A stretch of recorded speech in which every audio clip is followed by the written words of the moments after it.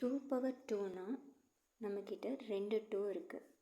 2 power 1னா நம்மக்கிட்ட ஒரு 2 இருக்குது. 2 பவர் 0னா 1. அது எப்படி 1? வாங்க பார்க்கலாம். இப்போ எப்போ 2 பவர் 0 வந்து 1 ஆகும்? 1க்கான மீனிங் எப்போ வரும்? 1ன்றது 2/2னா கேன்சல் பண்ணும்போது 1ன்னு வரும். ஸோ இந்த 2 எப்படி எழுதலான்னா 2 இன்ட்டு 2 பவர் மைனஸ் 1ன்னு எழுதலாம். அதாவது 2 இன்ட்டு 1/2. ஸோ இதை வந்து 2 இன்ட்டு 1/2 வந்து 2 பவர் மைனஸ் 1. ஸோ இந்த 2 power minus 1 2 power 1 plus of minus 1ன்னு எழுதலாம்.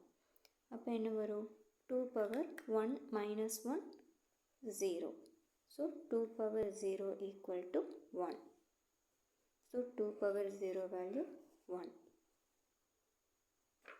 இன்னொரு டைம் சொல்கிறேன்.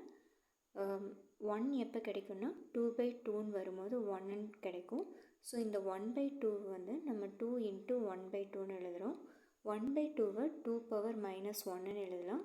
ஸோ மல்டிப்ளிகேஷனில் இருக்கும்போது ஆட் பண்ணோன்னா 1 ப்ளஸ் ஆஃப் மைனஸ் 1ன்னு வரும். So 1 minus 1 0. So that we are telling 2 power 0 equal to 1.